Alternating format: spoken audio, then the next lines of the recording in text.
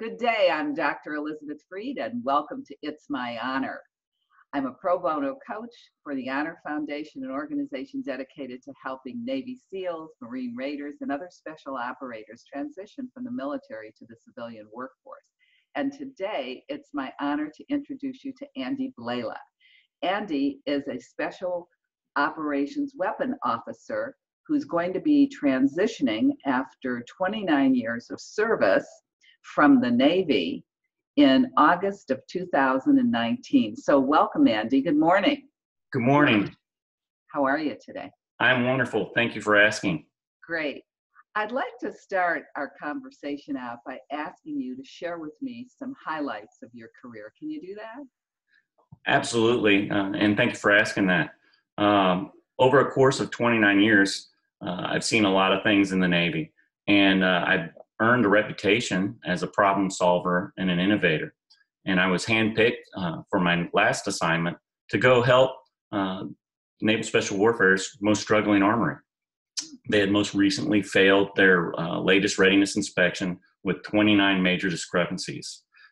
They were fraught with employee and process problems that needed working.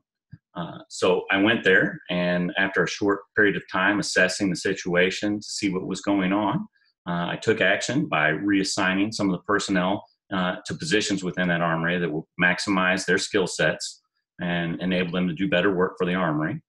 And I inspected and diagnosed the problems with the operating procedures that we're using, remove the efficiencies, and put them more in line with the corporate values. And finally, I developed some safeguards and procedures for the armory that ensured that we were in compliance with all regulations, in line with the corporate values, and could complete the mission. And in 2 short years, I took that armory from one that failed miserably to the first armory in Naval Special Warfare and in the Navy to take a 0 discrepancy readiness inspection. And additionally, my safeguards and procedures that I've developed have been exported out to for use in all of the armories in Naval Special Warfare. That's terrific. Now I'm going to throw you a curveball. Do you have any idea what that saved them in terms of budget? Absolutely. Thank you for asking. We did a cost analysis on that and actually discovered that by putting my procedures into place, we saved 30% budget. Wow. That's quite a feather in your cap. So no wonder they wanted to replicate it. Okay. So how do you see this set of skills that you've just demonstrated to me translate to the corporate environment? Well, Elizabeth, I think they translate very well over the corporate environment because companies in the civilian sector face many of the same issues and problems that we do here in the military. They have people, they have problems, and they have operating procedures.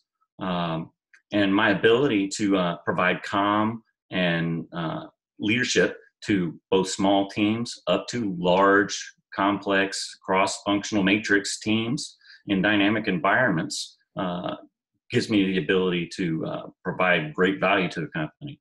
Additionally, my ability to diagnose and correct issues and make decisions with scant and often imperfect information is also a good value to cross. And finally, my ability to quickly find and remove inefficiencies in operating procedures, it directly affects the bottom line of a company and what they're doing, because we all know time is money. So I believe that my skills not only translate directly over, they'll be invaluable to any company I land with in the corporate sector. Great. So next question. When you and as you start to interview and talk with different employers, what kind of culture are you hoping to land in?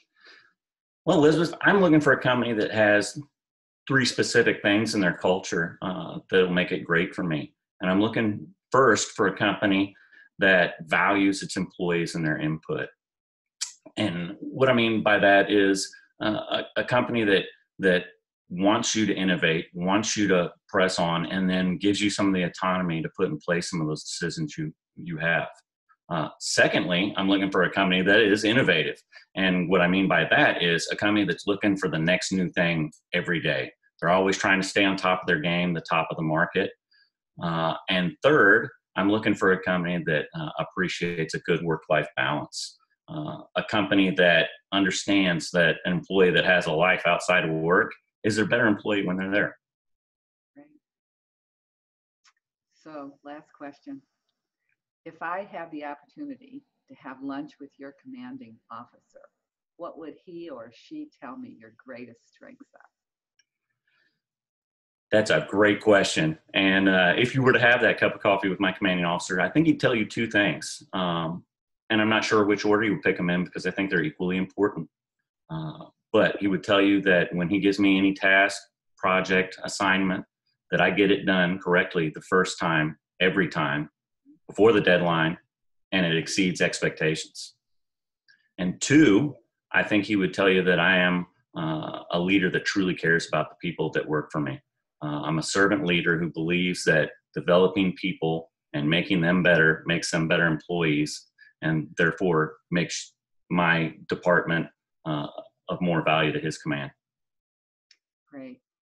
Well, those are all very impressive qualities. And I want to thank you for spending this morning with me, Andy, and welcome again to It's My Honor. It will be a pleasure to produce this video for you. Thank you again, and good day. Thank you, Elizabeth.